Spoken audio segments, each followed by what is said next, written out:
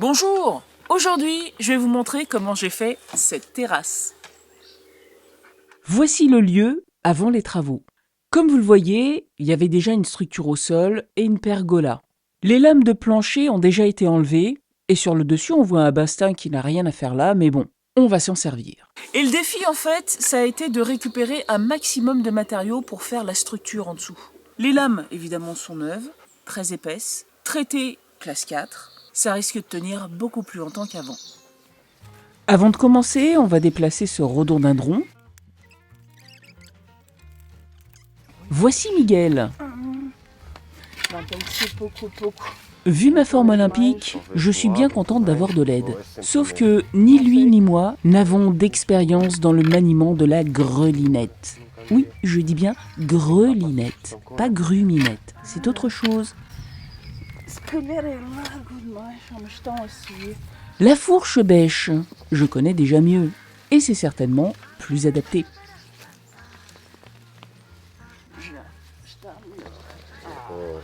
On va la diviser et la mettre sur 2 emplacements retenus par des tuiles canal cassées. Ça fera très joli. Então, uma é aqui e a outra onde é que fica? E a outra será aí 1 metro ao lado. Aqui há buraquinho, põe-se a raiz, enchemos de terra pouco a pouco, põe-se assim, no fim, as telhas, põe-se terra por fora e já está. Je commence à m'occuper de la pergola pendant que Miguel coupe ce jeune frêne.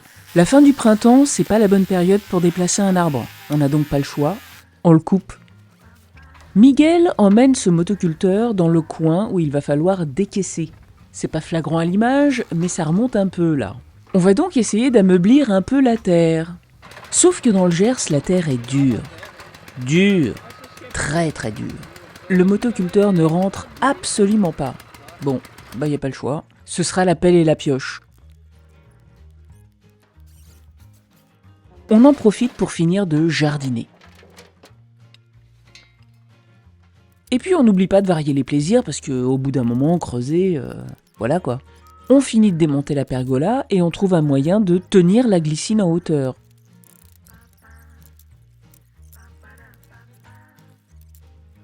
On tire un câble entre 2 arbres, c'est provisoire. L'idée, c'est de ne pas abîmer la glycine pendant cette première étape de l'aménagement. Quelques litres de sueur plus tard, on peut commencer à travailler sur la structure de la terrasse. On ne va pas chipoter sur tout un tas de trucs parce que le but, c'est de récupérer un maximum de matériaux pour dépenser le moins possible. On ne va pas jouer aux billes dessus, ce qu'on veut, c'est profiter de la terrasse sans que les pieds de table ou de chaise s'enfoncent dans la terre. Une fois que les bastins inférieurs sont mis en place, on met le géotextile. Ensuite, il reste à fixer ceux du dessus, qu'on va récupérer dans le stock qui est dans les tables. L'air de rien, cette partie a été assez longue parce qu'il a fallu choisir les morceaux, couper les vis et clous qui dépassaient, pour ajuster le tout aux morceaux de structure déjà existants. Et voilà le résultat. Oui, je sais, d'habitude, on vous montre pas un truc comme ça qui part un petit peu dans tous les sens, mais je suis sûre que les yeux non aguerris ne voient pas vraiment où est le problème. Bah quoi? Il est où le problème? Oui, le problème, c'est que les vis ne vont pas pouvoir être parfaitement alignées les unes par rapport aux autres, et ça fait mal aux yeux. On a même, je dirais, les yeux qui se croisent en les regardant. Non mais sérieux, vous en êtes là? Moi, je préfère faire de la récup. Bon, il est grand temps de faire une pause. Oui, parce que là, je sens que vous commencez à faiblir. On va faire une petite pause bicyclette. Oh, regardez qui est là, mon petit canard à l'orange, Maxime. Il est venu me faire un petit coucou. Et comme toute personne assistant au déballage d'un superbe carton, il n'a pas résisté à la tentation de me filer un petit coup de main. Ça tombe bien parce que, comme vous commencez peut-être à le comprendre, tout est encore très poussif pour moi. C'est pour ça que ce magnifique vélo à assistance électrique de Engweer, le E26, sera un outil très utile à ma remise en forme. Ma jambe gauche fonctionne encore très mal, elle est à moitié anesthésiée et me donne l'impression de porter un bas de contention en permanence. En fonction de ma fatigue, il peut parfois être très serré et ma jambe a tendance à traîner. Donc, un peu d'assistance électrique, c'est pas du luxe. Oh, qu'est-ce qu'il est beau ce petit vélo! J'ai pas du tout regardé la notice d'utilisation pour savoir comment ça marchait. C'est très très intuitif. On allume. Là, je monte l'assistance au pédalage. Et ici, il y a même un accélérateur. Bon, il y a juste un tout petit truc qui est pas terrible, c'est que il est un peu grand. Ça se voit déjà, hein. Là, vous voyez, j'ai l'impression d'avoir 4 ans sur mon petit vélo. En plus, il a des grosses roues. Vous aussi, quand j'étais petite, j'avais un vélo avec des grosses roues. Enfin, peut-être pas aussi grosses. Donc là, il est un peu haut.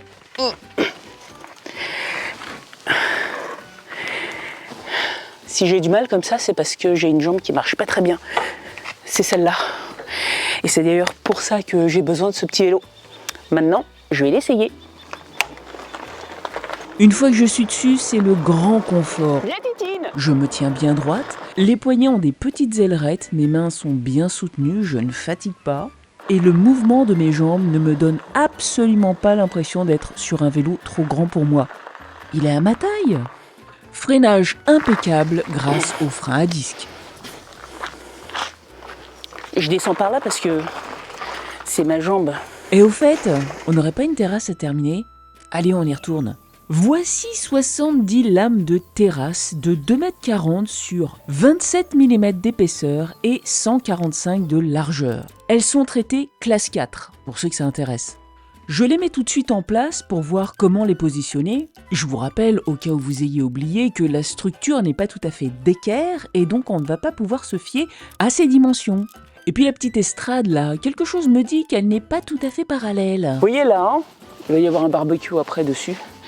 Mais je me suis mise contre et ça dévie. C'est ici que ça se voit que ça dévie. Ça part carrément en biais là. Et l'ennuyeux, c'est que là, ça partirait sur le rosier. Donc, je vais devoir faire un petit angle ici. Et pour que ça se voit pas, que ça fasse pas moche, je pense que j'aurais tendance à vouloir rectifier un petit peu la planche là, la couper. C'est dommage parce que vous voyez, j'étais contente, il n'y avait pas de coupe. Quoi ? Mais tu vas pas le poser en quinconce ? Bah c'est en quinconce qu'il faut poser. Bon, les puristes, calmez-vous, ceci n'est pas chez vous. Donc, on fait comme on veut. En plus du gain de temps, ne pas faire de coupe présente un autre avantage non négligeable. Comme c'est un bois qui est travaillé en étuve, classe 4, d'accord, mais c'est juste en surface. Donc si vous faites une coupe, il n'y aura pas sur la tranche la protection, même si vous disent que c'est traitement à cœur. C'est pas à cœur, jamais. Et je vais faire ça jusqu'au bout là-bas parce que vaut mieux se rendre compte avant de visser. Là déjà je me rends compte que ça aurait dû venir vraiment plus par là, de façon à ce que le bout des planches ce serait bien à la moitié. Moi je pensais qu'il fallait faire un rajout ici, pas du tout, c'est le contraire. Bon, mais je vais redresser ça pour qu'on se rende compte un peu mieux.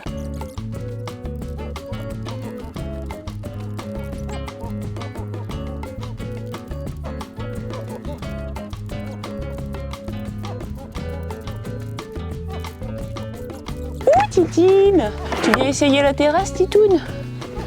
Ouais, elle est bien. Oui. Là, je vais devoir faire une coupe.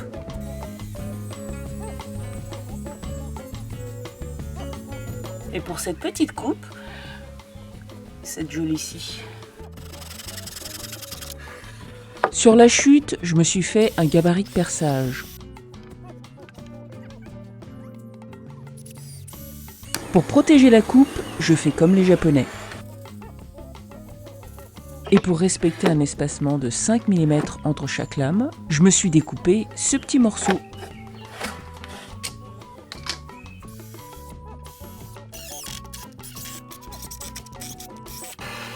Avant d'aller plus loin, je fixe le rajout, que je protège, lui aussi, avec la méthode japonaise.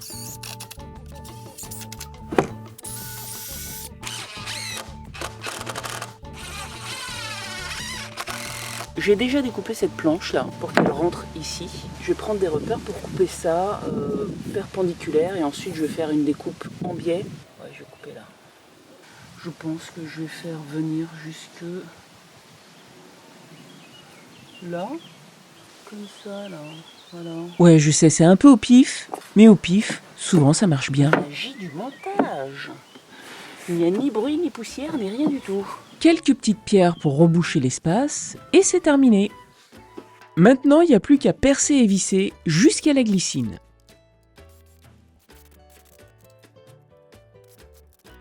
Je vais devoir m'occuper du poteau pour pouvoir mettre l'avant-dernière latte.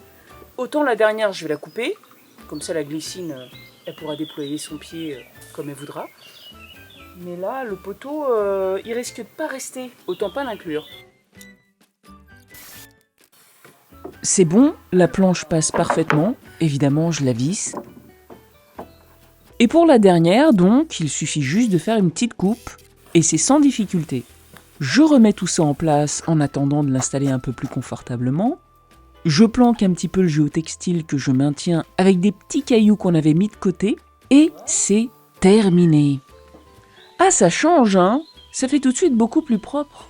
Bon, il reste encore un petit peu de boulot avant de pouvoir faire des barbecues tranquilles ici, à l'ombre des arbres. Mais ça, ce sera pour une prochaine fois. Alors, à bientôt!